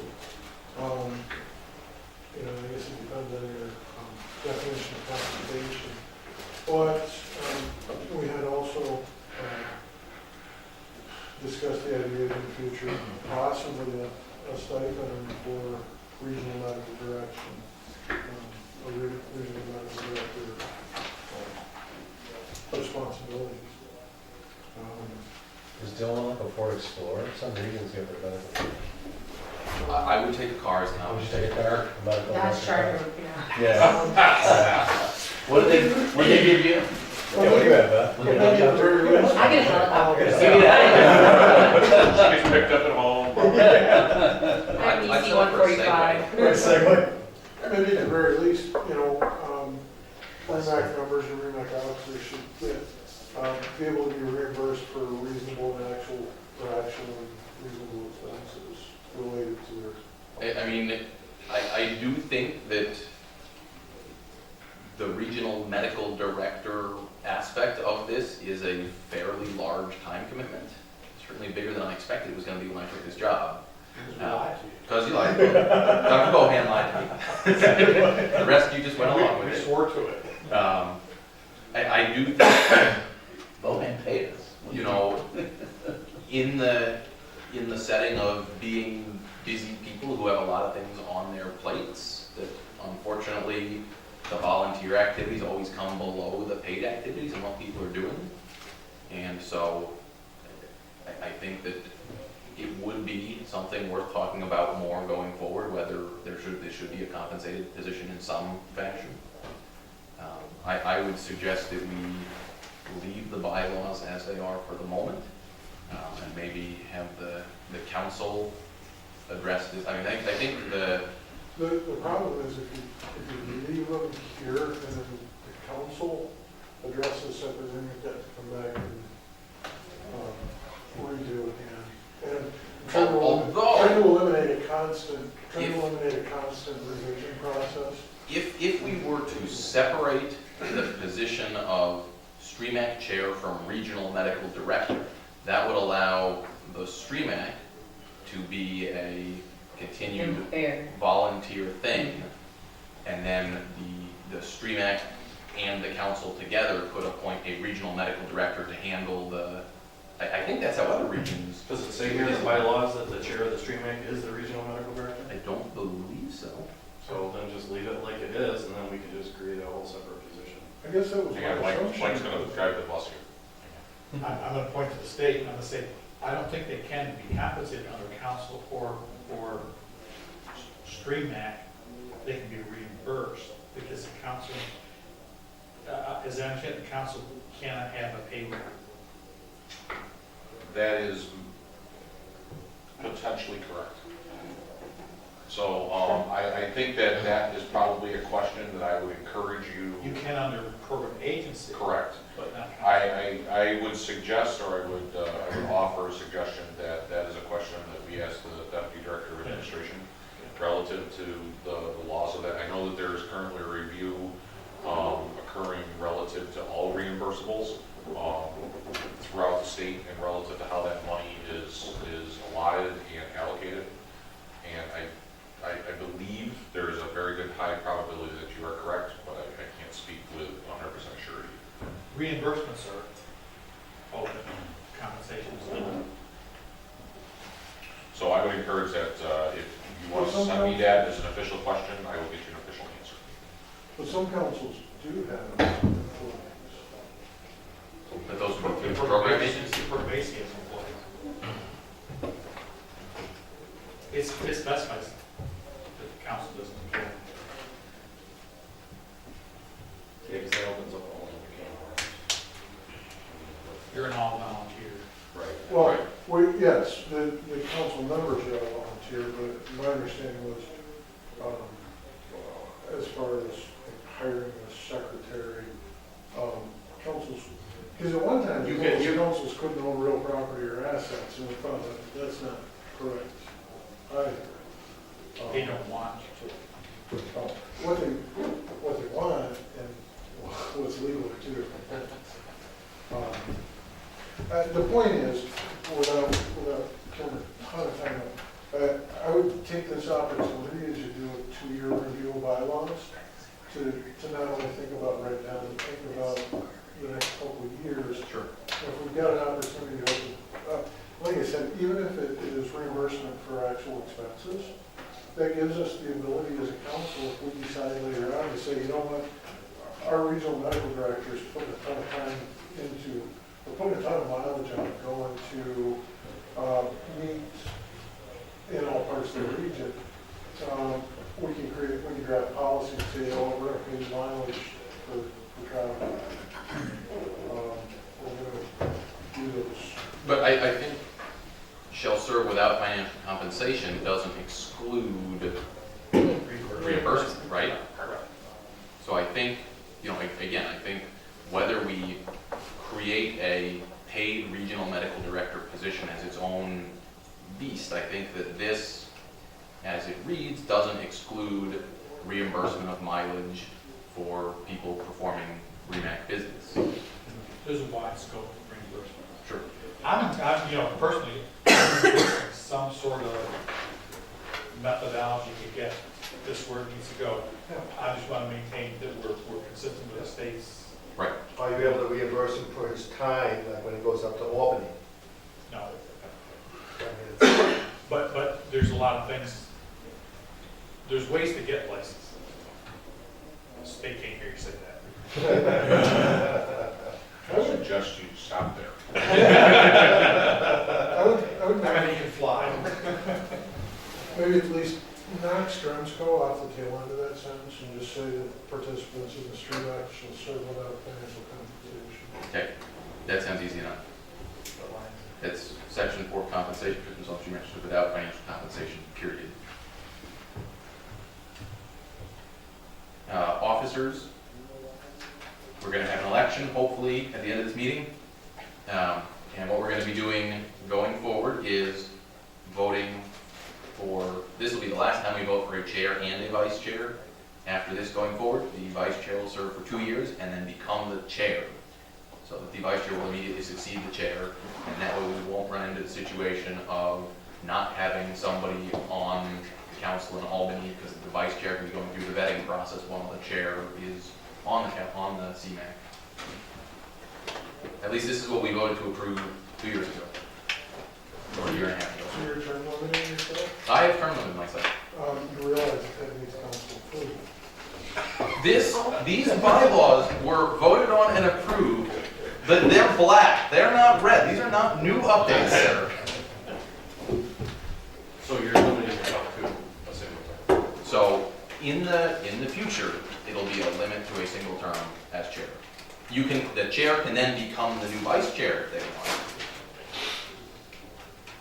We can change these rules if we want, but these are the rules that we all voted to approve, whether we read them or not a year ago. I'll offer you a suggestion that you have some sort of language that you do not have a vice chair, I think he's, how that is handled. and then.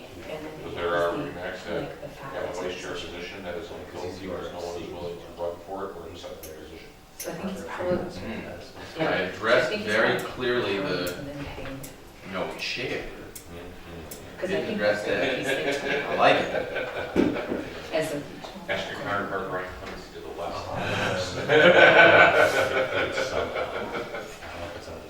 The chair might be well for. I mean, chunk of it comes from Strong, but I bet you part of it comes from the county.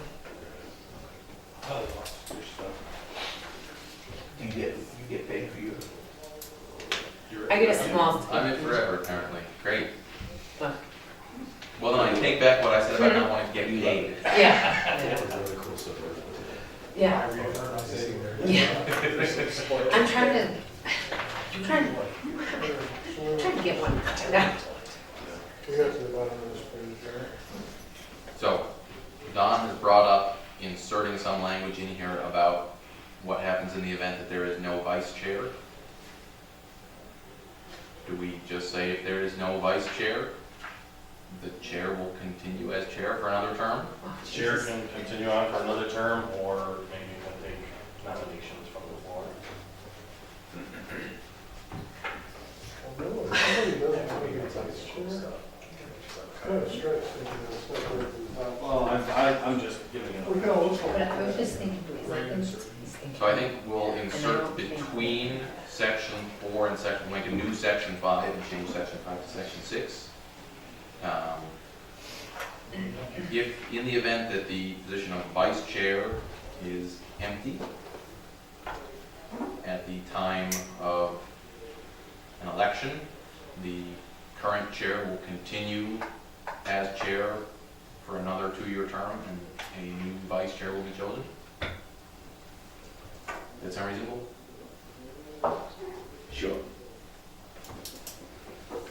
Or nominate, or, Oh, you know, or the committee can nominate someone else, you know, so that would represent the chairs, and sort of forcing the chair to stay on. We'll see. Because you're vice chair. What's that?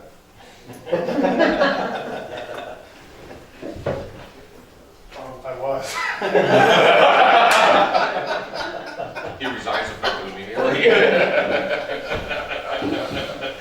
There's a piece of paper for you, actually.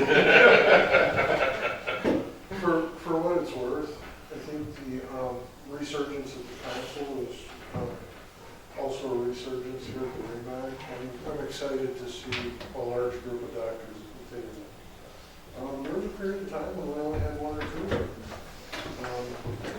weren't able to get participation, so I'm hopeful that you won't be here for that. Well, that does. Wow, I'm leaving. It's been a good run, guys. There's love in the air.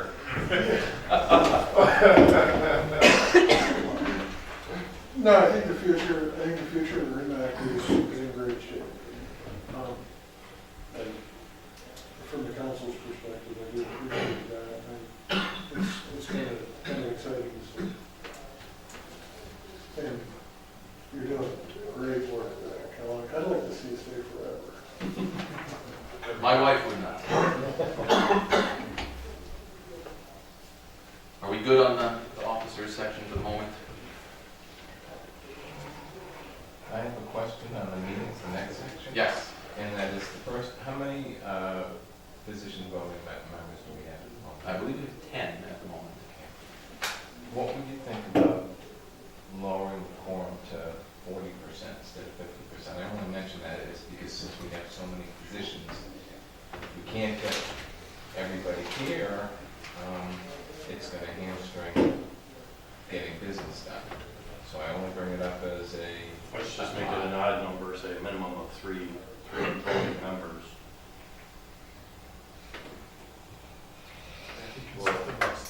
Would be a quorum. I don't like to. Or any less.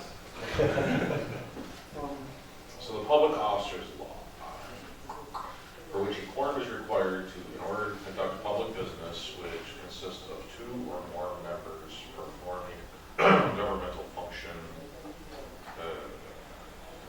So, yeah, I mean, the public officers law, you could put it, I guess, anything greater than 2.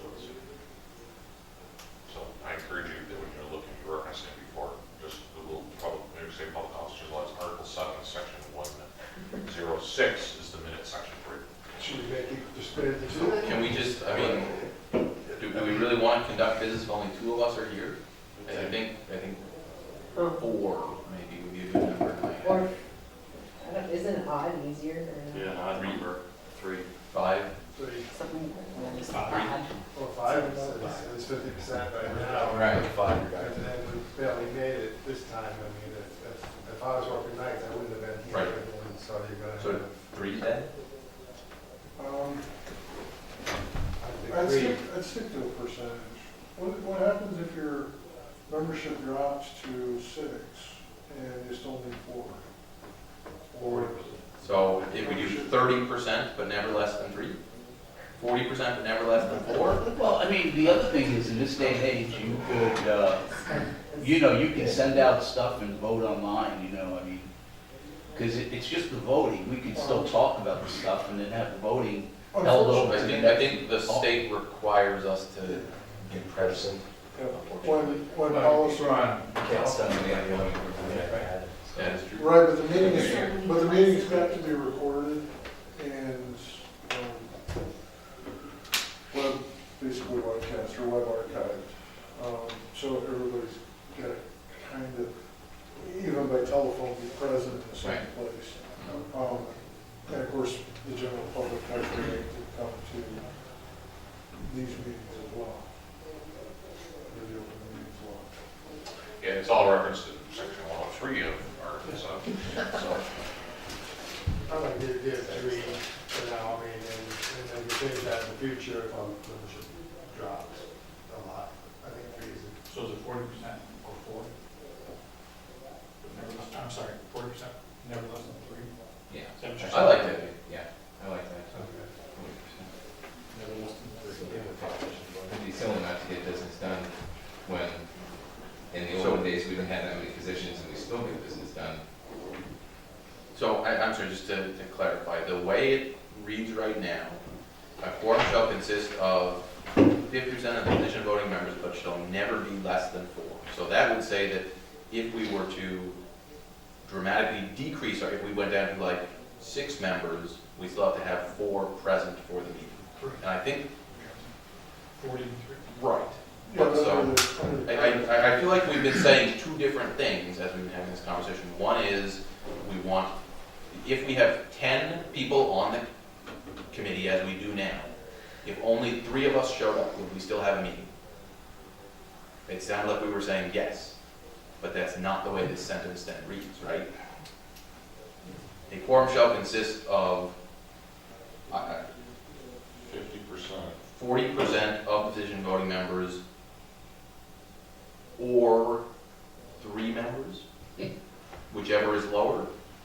Why don't you strike? you can just say. Can we just eliminate the percentage and say Yes. a quorum shall consist at least 3 members? I would eliminate the number and just leave it as percentage, because then that changes based on your current membership. I think that's fine too. And then we're saying 30% is our number, if we're saying 3 is okay? I think 30% has to be, because then you're consistent with what we have now for membership and it can. So strike the never shall. Okay, sounds good to me. May I offer you a suggestion? Sorry. Please. 2 things. We had a CMAC meeting a couple months ago that there was a question relative to the number. So when they were calculating percentages for quorum, there was a question related to the number, and there was 2 different numbers that were available based off the website and the bylaws. And so the recommendation was is that there was a number clearly delineated in your current set of bylaws that was reviewed, so that if you're going to calculate a percentage off of that number is clear. So that you're not referencing, is this person a member or not a member? Because it sounds like you may not necessarily always know who's a member or not a member. No, that we I know. think we know that. I think we have that list right here of who the members are that. And if you're just going to use 30%, what happens if your membership drops to 3 doctors? Does that mean 1 doctor constitutes a meeting?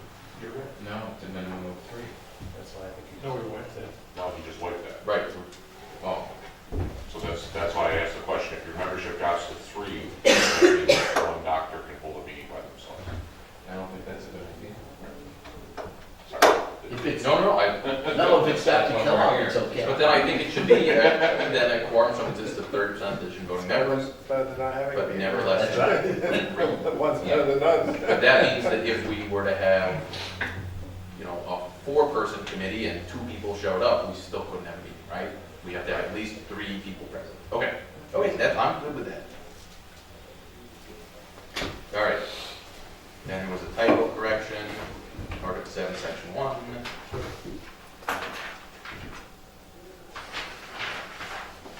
The next thing that I had was Article 9, conflicts of interest, better defining what a family member is. Yeah, it's a little redundancy though, you say child, but then you list son and daughter. I don't know if that- Well, you know, we don't live in a binary gender child world anymore. No, oh, you leave out child because you already have son and daughter, you know. That could be a son that identifies himself as a daughter or a daughter that identifies himself as a son. I think we should leave the language as is in case. Remember, we're being recorded. As long as I'm the father, I hope it's of said son or daughter. I think this Like language, whatever. Including the child. Yes. As long as I'm still the I father. think that, again, for purpose of being politically correct, I think that is the language to continue to use. Okay. And then a couple of typos in the next part, making things capitalized or uncapitalized. And then these rules, the last one, Article 11, these rules are reviewed by STREMAC every 2 years. I had originally said opposite elections, but we're doing it in an election year, so I just struck that out, and won't do it the same year as elections. Good? Take a look at Article 10, Section 2. Yes. With respect to voting. We Yep. should probably clarify that, to reconcile it with open meeting. We know that the meeting has to be open, the meeting has to be broadcast. So you can't have electronic. Absentee electronic voting and,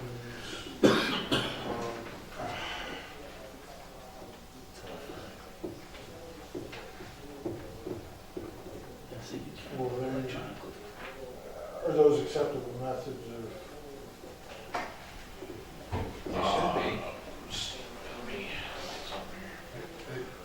It probably could be for some things, like if it was just an open shop, but they vote ahead before the meeting electronically, right? For something, then they miss the discussion and the amendments that were made to the motion. But so for purposes of this, the way this is written, we're not going to vote on this right now. We're going to take this document, it's going to be emailed out with our revisions to all the members, and they will have until our next meeting to review it and vote on it. Okay. That we're not going to allow it to be changed anymore. If we do want to change it, then we're going to have to do this whole shenanigan again. No, I see what you're saying there, but I'm just saying that we do vote sometimes on things here at the meeting. and Right, but You can't vote electronically. Right, I think the idea is that the bylaws we're treating a little bit differently because we want Oh, to you mean- give all the members, whether they were here or not, a chance to Well- review what the bylaws will be. no, actually, I'm talking about specifically Article 10, Section 2. Members may vote in person, telephonically, or by electric absentee ballot. But that's just not a bylaw. That's Right, just, but that's just on the But bylaw. that's creating policy, you know? I want to make sure that that's consistent with the open meetings law because everybody's not Sure. Yeah, I was, physically present. I'm not comfortable giving you an affirmative answer either way on that based on just the simple read of that. I would have to refer to legal affairs and legal interpretation. I can ask for one. I mean, at least with a telephone vote, on a recording, you can hear the voice of the person on the other end of the line So you have participating in the color discussion. thing. That's almost- But with electronic absentee votes, The way I understand That's it, not though, what is things once count. these bylaws come for a vote, there is no more stuff. Right, so I think that what is going to happen, again, today, we've gone through them. Mike will send out, probably Karen will send out the document as we have fixed it today. And then prior to the next meeting, everybody will have looked at it. And if the same people are present, we can have a vote in person here. But, you know, I'll have an email from Rob that says Dr. Wislinski votes yes, and Dr. Garcia Ryan votes yes. no, we just need to make sure that that's. Right, okay to understood, do. understood. But I think, you know, in no way are we trying to hide No. what people are voting on. No, I think Donnie has a valid concern based on the interpretation of the open meetings law is the public has a right to view and be a witness to it as a statutory body. So different from clubs and so forth that are statutory bodies, where you can do electronic voting. I think I'll ask for clarification. Okay. DLA and I'll get back to you. It sounds like it shouldn't be a problem in that you're requiring them to have it in a couple days before. And that could be a public record right at the meeting. Right.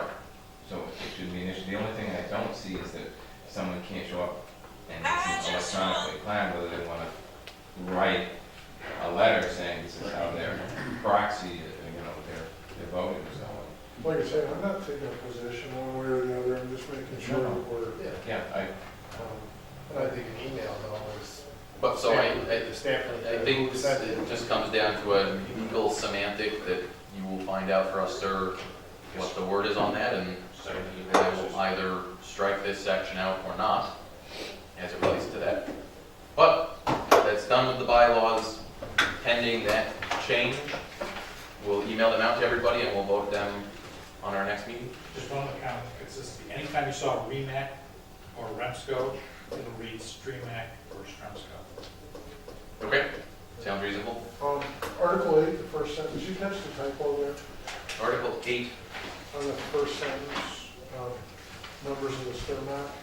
Oh, yep, you're right. Thought I got all those, but I didn't. Okay, good catch. Oh, thank God that's done.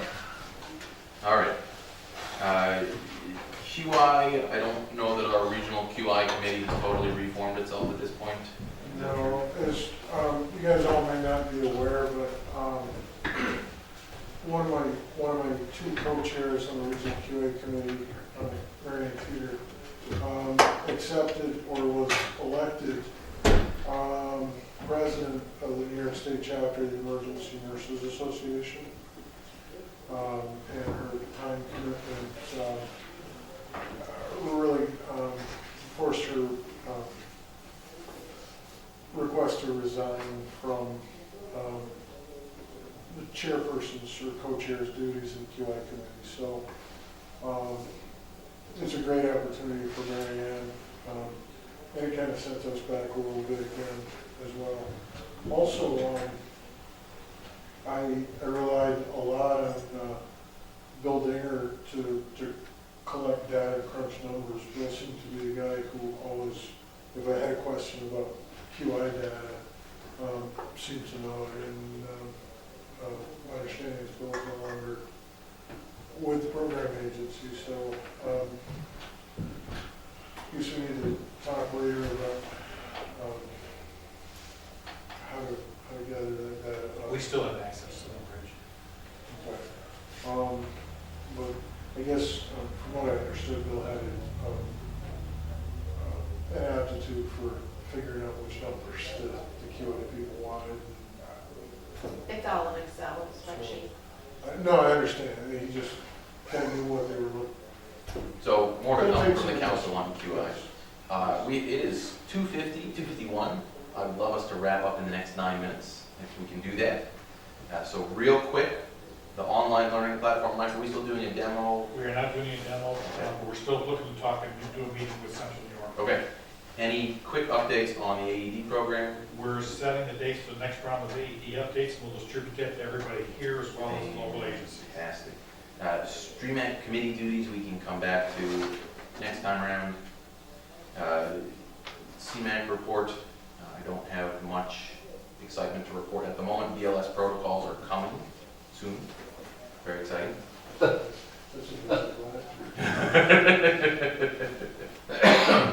Anything else from the state worth reporting, sir? I have a couple things, and I'll keep it before that 9 minutes, I promise you. So at the Bureau of EMS, we are happy to welcome a new deputy director. You may hear his name out there. Steve DeJura is our deputy director, hails from the Central New York Finger Lakes region, and he will serve as Ryan's deputy, and just had his opportunity to act as the acting here last week while Ryan was on vacation ice fishing, so good for him.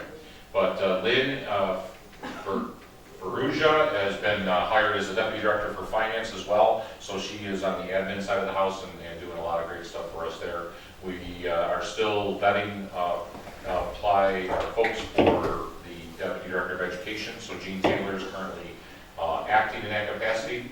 EMT verification is available online now. If you go to our website, you can submit an online request for EMT verification versus the old school way of having to do it by mail.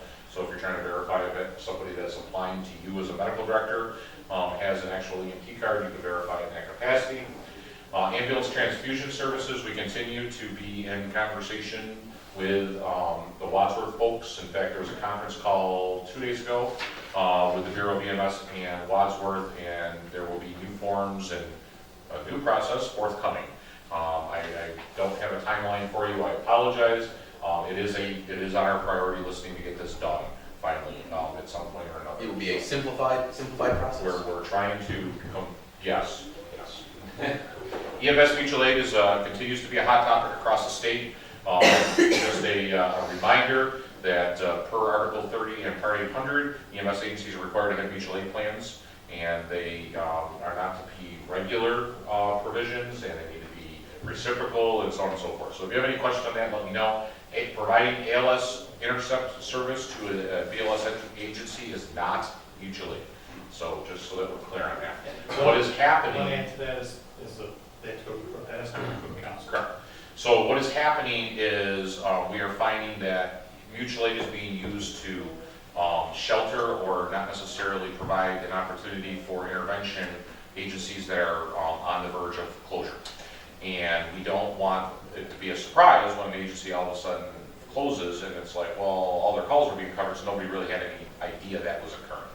Mutual aid plans are required by the statute to be reviewed at the regional council level after they have gone through the county EMS coordinator for approval. So just keep in mind that. EMS mutual aid. Part E reporting, that's your narcotics reporting, is still required to be on physical paper. We are asking that you send digital copies to the regional office, so i.e. myself, so that we can validate it, verify it, and all that kind of stuff. We're trying to move to an electronic format. We're just not there yet. Transfer of care is a big topic. There was an issue downstate a couple of years back relative to transferring the care from one EMS agency to another EMS agency. So you may want to have a conversation at your agency levels related to that. I talked about standards of excellence before. 824 is the equipment standard. We are in the process of revisiting the equipment standards for ambulances. I will encourage any feedback from any of you, provider, physician, nurse, whatever, relative to your input on if something should be deleted, added, removed, whatever the case may be, as we start to go down that level. The AEMT program is having a staunchly disgusting pass rate across the state. They're having very extreme difficulty in that, so just, you know, if you are running AEMT classes, you may want to insert yourselves a little bit more in that. They're finding that the AEMT books that are out there do not meet what New York State has set as the curriculum completely, so they don't cover 100% of that curriculum. There are changes to the stroke designations coming. They're going to start designating stroke centers at 3 different levels, from a primary stroke center to a thrombectomy center, I think they talked about, and then a comprehensive center. So that's forthcoming. There'll be they have to change the actual regulation. So look at how long it took us to change from 18 to 17, which is, by the way, done. So 17-year-olds can be EMTs in the state of New York. The BLS changes, as you said, were approved at the STREMAC level. They're at the commissioner for approval. Per statute, the commissioner of health has to sign off on all protocol changes. And CME changes are trickling in. The CC time is up, and regional faculty, we are vetting those applications.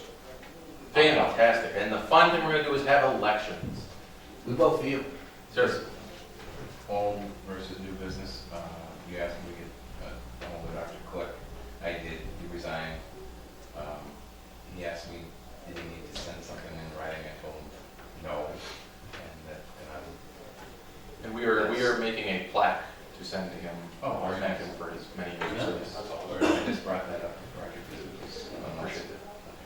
Actually, it would be great, could we invite him to, he's still in the area, right? Yeah, he is. He's in Burdett. I'd love to see him either in person to accept his plaque, or at council meeting in March. I think actually the March council meeting would be fantastic.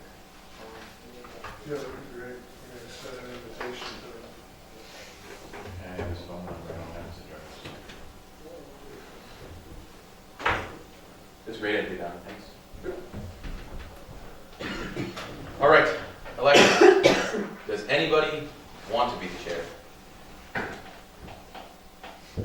resounding silence. I think Rob Wislinski, doesn't he want to be? I think he told me. He said he wanted to be the vice chair. Okay. You are an honorable man. Is anybody other than me willing to be the chair?